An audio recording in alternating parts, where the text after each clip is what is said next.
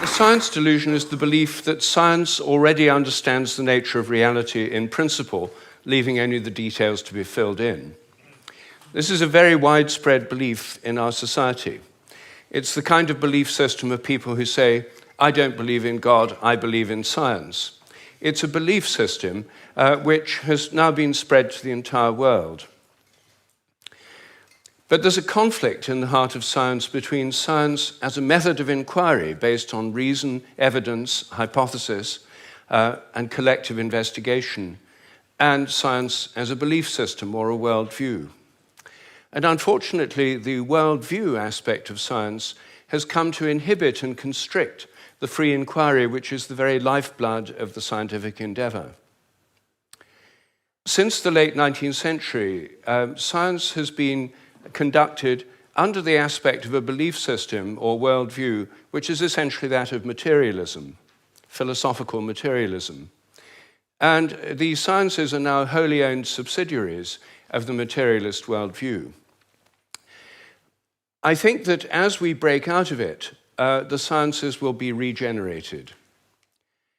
What I do in my book, The Science Delusion, which is called Science Set Free in the United States, is take the 10 dogmas or assumptions of science and turn them into questions, seeing how well they stand up if you look at them scientifically. None of them stand up very well. What I'm going to do is first run through what these 10 dogmas are, and then I'll only have time to discuss one or two of them in a bit more detail. But essentially, the 10 dogmas, which are the default worldview of most educated people all over the world, are first that nature is mechanical or machine-like. The universe is like a machine, animals and plants are like machines, we're like machines. In fact, we are machines. We're lumbering robots, in Richard Dawkins' vivid phrase, with brains that are genetically programmed computers. Second, matter is unconscious. The whole universe is made up of unconscious matter. There's no consciousness in stars, in galaxies, in planets, in animals, in plants, and there ought not to be any in us either, if this theory is true. So a lot of the philosophy of mind over the last 100 years is trying to prove that we're not really conscious at all. So the matter's unconscious, then the laws of nature are fixed. This is dogma 3. The laws of nature are the same now as they were at the time of the Big Bang, and they'll be the same forever. Not just the laws, but the constants of nature are fixed, which is why they're called constants. Dogma 4, the total amount of matter and energy is always the same. It never changes in total quantity, except at the moment of the Big Bang, when it all sprang into existence from nowhere in a single instant. The 5th dogma is that nature is purposeless. There are no purposes in all nature, and the evolutionary process has no purpose or direction. Dogma 6, biological heredity is material. Everything you inherit is in your genes, or in epigenetic modifications of the genes, or in cytoplasmic inheritance. It's material. Dogma 7, memories are stored inside your brain as material traces. Somehow everything you remember is in your brain in modified nerve endings, phosphorylated proteins. No one knows how it works, but nevertheless, almost everyone in the scientific world believes it must be in the brain. Dogma 8, your mind is inside your head. All your consciousness is the activity of your brain and nothing more. Dogma 9, which follows from dogma 8, psychic phenomena like telepathy are impossible. Your thoughts and intentions cannot have any effect at a distance because your mind's inside your head. Therefore, all the apparent evidence for telepathy and other psychic phenomena is illusory. People believe these things happen, but it's just because they don't know enough about statistics, or they're deceived by coincidences, or it's wishful thinking. And dogma 10, mechanistic medicine is the only kind that really works. That's why governments only fund research into mechanistic medicine and ignore complementary and alternative therapies. Those can't possibly really work because they're not mechanistic. They may appear to work because people would have got better anyway, or because of the placebo effect. But the only kind that really works is mechanistic medicine. Well, this is the default worldview, which is held by almost all educated people all over the world. It's the basis of the educational system, the National Health Service, the Medical Research Council, governments, and it's just the default worldview of educated people. But I think every one of these dogmas is very, very questionable. And when you look at it, they fall apart. I'm going to take first the idea that the laws of nature are fixed. This is a hangover from an older worldview before the 1960s, when the Big Bang theory came in. People thought that the whole universe was eternal, governed by eternal mathematical laws. When the Big Bang came in, then that assumption continued, even though the Big Bang revealed a universe that's radically evolutionary, about 14 billion years old, growing and developing and evolving for 14 billion years, growing and cooling, and more structures and patterns appear within it. But the idea is all the laws of nature were completely fixed at the moment of the Big Bang, like a cosmic Napoleonic code. As my friend Terence McKenna used to say, modern science is based on the principle, give us one free miracle and we'll explain the rest. And the one free miracle is the appearance of all the matter and energy in the universe and all the laws that govern it from nothing in a single instant. Well, in an evolutionary universe, why shouldn't the laws themselves evolve? After all, human laws do, and the idea of laws of nature is based on a metaphor with human laws. It's a very anthropocentric metaphor. Only humans have laws. In fact, only civilized societies have laws. As C.S. Lewis once said, to say that a stone falls to earth because it's obeying a law makes it a man and even a citizen. It's a metaphor that we've got so used to, we forget it's a metaphor. In an evolving universe, I think a much better idea is the idea of habits. I think the habits of nature evolve. The regularities of nature are essentially habitual. This was an idea put forward at the beginning of the 20th century by the American philosopher C.S. Peirce. And it's an idea which various other philosophers have entertained, and it's one which I myself have developed into a scientific hypothesis, the hypothesis of morphic resonance, which is the basis of these evolving habits. According to this hypothesis, everything in nature has a kind of collective memory. Resonance occurs on the basis of similarity. As a young giraffe embryo grows in its mother's womb, it tunes in to the morphic resonance of previous giraffes. It draws on that collective memory. It grows like a giraffe, and it behaves like a giraffe because it's drawing on this collective memory. It has to have the right genes to make the right proteins, but genes, in my view, are grossly overrated. They only account for the proteins that the organism can make, not the shape or the form or the behavior. Every species has a kind of collective memory. Even crystals do. This theory predicts that if you make a new kind of crystal for the first time, the very first time you make it, it won't have an existing habit. But once it crystallizes, then the next time you make it, there'll be an influence from the first crystals to the second ones all over the world by morphic resonance. It'll crystallize a bit easier. The third time, there'll be an influence from the first and second crystals. There is, in fact, good evidence that new compounds get easier to crystallize all around the world, just as this theory would predict.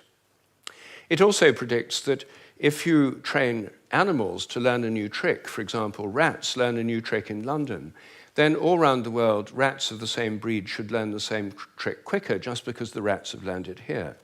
And surprisingly, there's already evidence that this actually happens. Anyway, that's my own hypothesis in a nutshell of morphic resonance. Everything depends on evolving habits, not on fixed laws. But I want to spend a few moments on the constants of nature too, because these are, again, assumed to be constant. Things like the gravitational constant, the speed of light, are called the fundamental constants. Are they really constant? Well, when I got interested in this question, I tried to find out. they're given in physics handbooks. Handbooks of physics list the existing fundamental constants, tell you their value. But I wanted to see if they'd changed, so I got the old volumes of physical handbooks. I went to the Patent Office Library here in London, and they're the only place I could find that kept the old volumes. Normally people throw them away when the new values come out. They throw away the old ones. When I did this, I found that the speed of light dropped between 1928 and 1945 by about 20 kilometers per second. It's a huge drop because they're given with errors of any fractions of decimal points of error. And yet, all over the world, it dropped, and they were all getting values very similar to each other with tiny errors. And then in 1945, it went up, 48, it went up again. And then people started getting very similar values again. I was very intrigued by this, and I couldn't make sense of it. So I went to see the head of metrology at the National Physical Laboratory in Teddington. Metrology is the science in which people measure constants. And I asked him about this. I said, what do you make of this drop in the speed of light between 1928 and 1945? And he said, oh dear, he said, you've uncovered the most embarrassing episode in the history of our science. So I said, well, could the speed of light have actually dropped? And that would have amazing implications if so. He said, no, of course it couldn't have actually dropped. It's a constant. So, well then how do you explain the fact everyone was finding it going much slower during that period? Is it because they were fudging their results to get what they thought other people should be getting, and the whole thing was just produced in the minds of physicists? We don't like to use the word fudge. I said, well, what do you prefer? He said, well, we prefer to call it intellectual phase locking.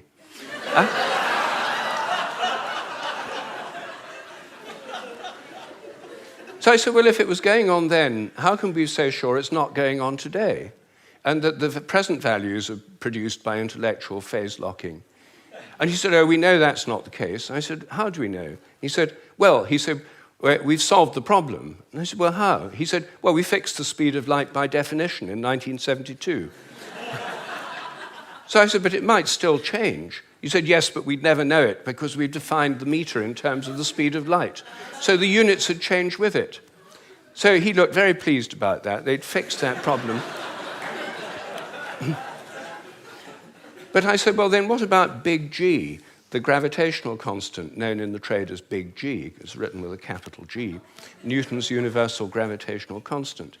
That's varied by more than 1.3% in recent years. And it seems to vary from place to place and from time to time. And he said, oh, well, those are just errors. And unfortunately, there are quite big errors with big G. So I said, well, what if it's really changing? I mean, perhaps it is really changing. And then I looked at how they do it. What happens is they measure it in different labs. They get different values on different days, and then they average them. And then other labs around the world do the same, and they come out usually with a rather different average. And then the International Committee on Metrology meets every 10 years or so and average the ones from labs around the world to come up with the value of big G. But what if G were actually fluctuating? What if it changed? There's already evidence, actually, that it changes throughout the day and throughout the year. What if the Earth, as it moves through the galactic environment, went through patches of dark matter or other environmental factors that could alter it? Maybe they all change together. What if these errors are going up together and down together? For more than 10 years, I've been trying to persuade metrologists to look at the raw data. In fact, I'm now trying to persuade them to put it online on the internet with the dates and the actual measurements and see if they're correlated, to see if they're all up at one time, all down at another. If so, they might be fluctuating together, and that would tell us something very, very interesting. But no one has done this. They haven't done it because G is a constant. There's no point looking for changes. You see, here's a very simple example of where a dogmatic assumption actually inhibits inquiry. I myself think that the constants may vary quite considerably, well, within narrow limits, but they may all be varying. And I think the day will come when scientific journals like Nature have a weekly report on the constants, like stock market reports in newspapers. You know, this week, big G was slightly up, the charge on the electron was down, the speed of light held steady, and so on. That's one area, just one area where I think thinking less dogmatically could open things up. One of the biggest areas is the nature of the mind. This is the most unsolved problem, as Graham just said, that science simply can't deal with the fact we're conscious. And it can't deal with the fact that our thoughts don't seem to be inside our brains.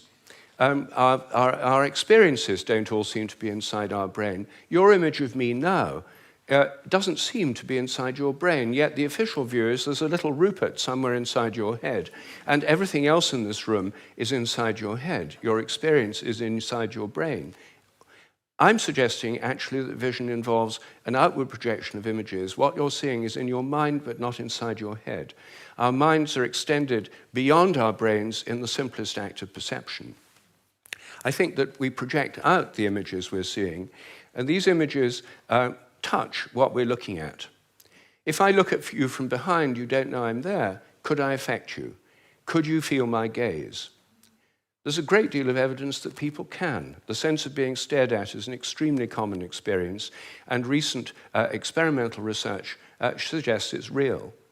Animals seem to have it too. I think it probably evolved in the context of predator-prey relationships. Prey animals that could feel the gaze of a predator would survive better than those that couldn't. This would lead to a whole new way of thinking about ecological relationships between predators and prey, also about the extent of our minds.